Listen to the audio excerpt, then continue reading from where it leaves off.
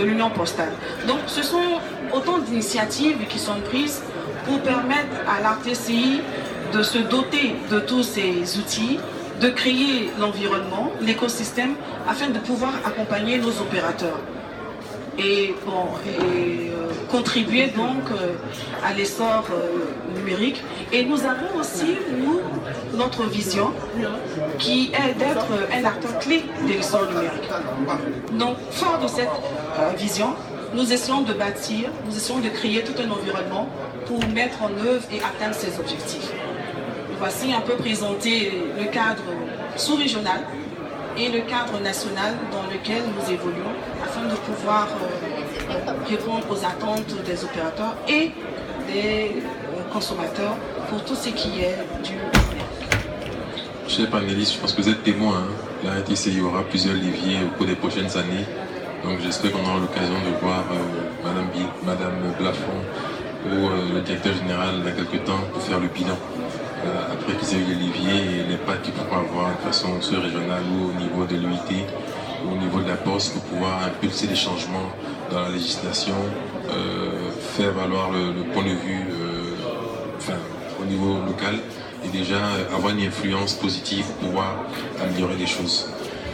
Monsieur, avant qu'on ne passe la parole publique, j'ai une question pour vous, deux petites questions pour vous. Monsieur Ardon, aujourd'hui on voit que Mobile Money prend beaucoup d'ampleur, même si ça peut être accéléré. On parle de entre 17 et 20 milliards de transactions jour. Donc c'est dire l'importance que Momo commence à avoir. L'année dernière c'était 17, c'était monté à 18, je parle les chiffres exacts, mais bon, il faut considérer que ça oscille entre 17 milliards et 20 milliards jour de transactions. Donc quand on voit cette évolution, on regarde les banques classiques, c'est de voir un peu quel changement est en train de se faire. Comment vous voyez l'activité financière, notamment en Côte d'Ivoire ou dans les pays de la sous-région, notamment avec les pas de Mobile Money? Comment est-ce que le métier de banquier va évoluer? Comment est-ce que l'activité bancaire va être impactée? Donc c'est quoi votre vision si vous projetez dans 2, dans 3 ans, dans 5 ans, de voir l'impact de l'activité de Mobile Money versus l'activité bancaire classique? Oui, je pense d'abord qu'il faut qu'on pose on peut poser de belles ambitions. Parce que je pense que, comme je disais, on a la chance en Côte d'Ivoire et dans la sous-région, et je rappelle que ce texte dont on a parlé pour Mobile Money s'applique déjà à toute la région, la CEDEAO, et donc permet déjà une certaine des transactions dans la sous-région avec un cadre uniforme. Mais je pense que si on pose vraiment l'ambition, on peut l'avoir, et on peut imaginer que notre pénétration qu'on a dans les télécoms, avec le mobile comme moyen principal, pénétration qui dépasse les 100% dans certains pays de la sous-région, on peut imaginer cette même inclusion financière. Et je pense qu'il faut déjà poser cette ambition-là, et on peut le dire, et on peut vraiment envisager ça. Après, les textes sont bien faits, la banque reste dans son rôle. La licence qu'on a fait qu'on doit toujours déposer l'argent à la banque, avoir la contrepartie financière. L'émetteur de monnaie électronique que nous sommes, il a son rôle aussi, faire circuler cet argent, utiliser la possibilité d'utiliser le média du mobile ou de la data. Donc les rôles sont bien définis, et ça répond un peu aussi au point que quelle ambition nous avons pour la Côte d'Ivoire, l'inclusion financière, et les textes qu'on a fait en 2015, même si probablement il y a beaucoup de choses qui doivent évoluer, on est maintenant en 2018, finalement c'est des textes qui ont encore beaucoup de pertinence, et qui partent bien déjà l'année, on peut même se projeter jusqu'à 2020, même si évidemment il y a des petites évolutions à faire.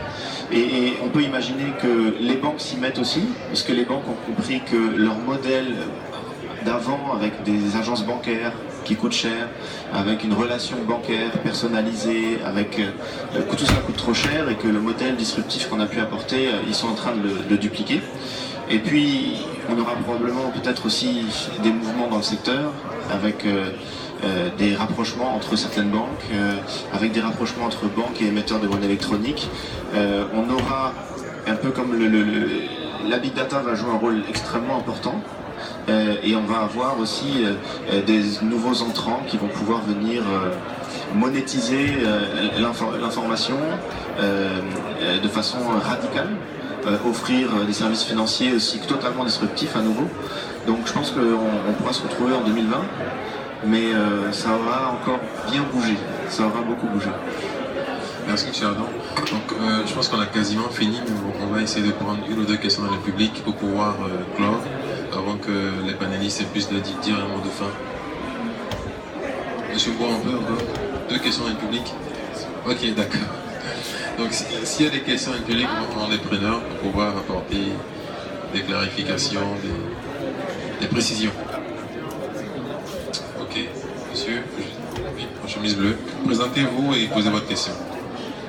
Alors c'est la série de questions au panel, donc nous allons aller dans la salle plénière pour directement assister aux questions.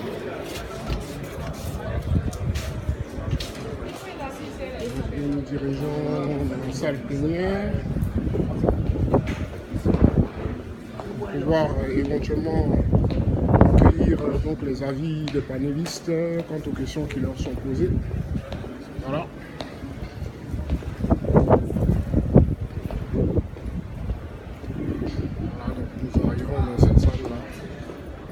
C'est la salle Kodjo et bouclée du Palais de la Culture, donc qui abrite le panel sur la régulation donc, du digital, de la transformation digitale. Voilà. Donc, nous sommes toujours à l'African Digital Week et nous allons entrer dans la salle Kodjo et bouclée pour recueillir les avis des participants sur les questions. Plusieurs grosses africains qui appellent la Côte d'Ivoire depuis quelques jours. Donc la question de savoir comment est-ce que la RDC peut aider, ou du moins qu'est-ce qui peut être fait pour empêcher que ces numéros-là soient, que ces numéros-là appellent de façon intempestive le numéro en Côte d'Ivoire. Donc on va commencer peut-être par Monsieur Ardon, peut-être pas. Merci Dominique pour votre question. Bon, évidemment, une taxe, c'est pas toujours évident on va l'absorber, mais je pense que c'est vrai que si on met ça dans la perspective, et on parlait de vision à long terme, on parlait de l'accélération qu'on a sur Mobile Money, et comment ça sert une politique globale d'inclusion financière, comment l'inclusion financière sert tellement d'autres objectifs. Une taxe sur le transfert d'argent n'ira pas forcément, on va l'incorporer, mais ce ne sera pas évident quand même pour le développement de Mobile Money. Voilà, donc je pense que vous attendiez sans doute à la réponse, mais voilà, je vous la donne. Madame Lafont, rapidement, si ce numéro qui font des appels intempestifs, est-ce qu'il y a une action spécifique? Bon, à ce niveau-là, il faut dire que c'est une activité qui peut être faite en collaboration avec les opérateurs et aussi du CICED, qui est le centre de réponse d'émergence par rapport à tout ce qui est sécurité numérique. Et c'est une activité qui est d'envergure un peu nationale et internationale. Donc l'RTCI travaille en relation avec les opérateurs et les autres CERT, les autres centres de réponse internationaux. Voici comment est-ce que la chose est en train d'être menée à notre niveau. Une dernière question. Merci. Si c'est qu'un Axis, j'aimerais savoir, est-ce que les agences de régulation, ils ont une vision continentale, quand on pense que même dans les grands pays, il y a de grosses difficultés à faire face aux entreprises multinationales, dont le budget des fois dépasse celui de plusieurs pays africains. Est-ce que vous pensez que les agences au niveau national peuvent faire face? On voit le cas de WhatsApp, par exemple. Qu'est-ce que vous proposez pour que l'Afrique elle passe du statut de consommateur des produits à celui d'acteur? Merci. Et alors, à ce niveau, dire qu'il y a une solution magique toute faite à être servie, ça serait un peu prétentieux de notre part. Nous disons qu'il y a une économie numérique qui est naissante, il y a des avantages, il y a des inconvénients, il y a des acteurs, il y a des intérêts en présence. Notre mission qui consiste à réguler et à être un peu équilibriste va aller pour prendre en compte ces multinationales. Et nous, de notre côté, c'est toujours une question qui est d'actualité sur laquelle nous travaillons avec nos opérateurs. Et c'est une problématique qu'il faut quand même bien cerner, de sorte à pouvoir prendre des mesures qui pourront être sûres de tout le public. Monsieur Gantz, je peux me permettre d'apporter ma pierre à l'édifice. Je pense que sur votre question, sur ton point concernant WhatsApp et autres, ça nécessite aussi qu'il y ait des développements africains, qu'on ait du contenu en fait. Je prends l'exemple de la Chine. Les Chinois ont griffe leur WhatsApp, je ne sais plus comment ça s'appelle d'ailleurs, pardon, chat. Donc ils ont une solution locale. Donc je veux dire, nous on est consommateurs, je pense que vous l'avez dit depuis hier déjà, que vous souhaitez que l'Afrique ait des bons usages et que le fait d'avoir des comptes Facebook et tout, c'est bien, mais c'est du fun et que vous souhaitez qu'on crée de la valeur. Donc je pense que c'est le point du contenu en fait que ça touche. S'il y a une solution qui est développée par les Africains, pour les Africains, je pense que naturellement elle va s'imposer, on va l'utiliser. Donc je pense que ça fait plus appel aux développeurs en Afrique, aux codeurs et autres, de nous trouver des solutions qui soient adaptées à nos environnements, pour qu'on puisse se retrouver, pour qu'on puisse avoir des solutions locales. Et je pense que vous avez posé la problématique des données à caractère personnel, même des données, la sauvegarde des données. Aujourd'hui, quand on est sur Apple ou autre, nos données sont sauvegardées à l'étranger. Je me souviens que concernant le président Obama, on lui avait interdit d'avoir un BlackBerry parce que c'était sauvegardé au Canada. Enfin, bref, donc tout ça pour dire qu'il y a une problématique qui est réelle, qui est concrète, que l'on sait. Maintenant, après, il nous appartient de développer ces contenus locaux-là, qui vont être adoptés par les Africains pour les Africains. Et je pense que ça va permettre de résoudre une partie du problème. Après, ça va prendre un peu de temps peut-être, mais il faut que l'Afrique pense pour l'Afrique. Autrement, on va être toujours les consommateurs de solutions qui viennent de l'étranger. C'est sur ces mots-là que... Ah, il y a une question? Une dernière? Non, c'est bon? Ok, donc sur ces mots-là que je vais clore notre panel, donc vous dis merci. Merci, monsieur Mboua. Merci beaucoup, monsieur Jocelyn Adjobi. On va modérer ce deuxième panel donc, sur la régulation pour le développement de l'économie numérique en Afrique. Merci aux panélistes d'avoir participé.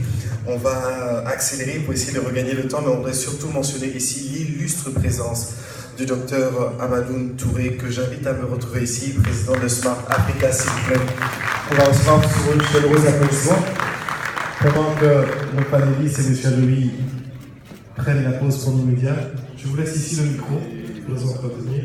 Et nous procéderons tout à l'heure au prochain panel sur un autre sujet de financement. Donc le panel se prépare, ainsi que le modérateur qui sera M. Guy Abi-Nogues.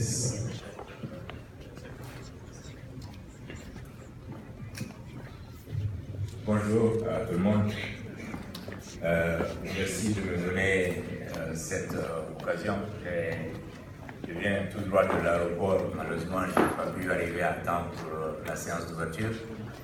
Et je suis très heureux de tomber au moment où mon ami et frère Siseka me pose des questions, une question qui a trait à ce que je fais et ma raison d'être ici parmi vous.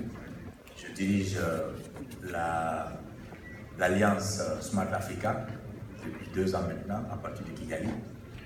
C'est une alliance composée de plusieurs pays africains dans le but de créer un espace commun, dans le but de créer un marché digital africain d'une population de 1,2 milliard d'habitants. Et comme vous le savez, quand la Chine a atteint la marque symbolique de 1 milliard et l'Inde aussi, dans les années 80, quand ils ont atteint cette barrière symbolique de 1 milliard d'habitants, eh bien, ils se sont rendus compte du poids de leur consommation et du poids de leur marché. Et c'est ce que nous essayons de faire ici en Afrique, essayant de créer un espace commun. Avec 1 milliard d'habitants, nous nous rendons compte que si nous devons être tous connectés et que chacun de nous doit avoir une tablette ou un smartphone, dans sa poche, eh bien,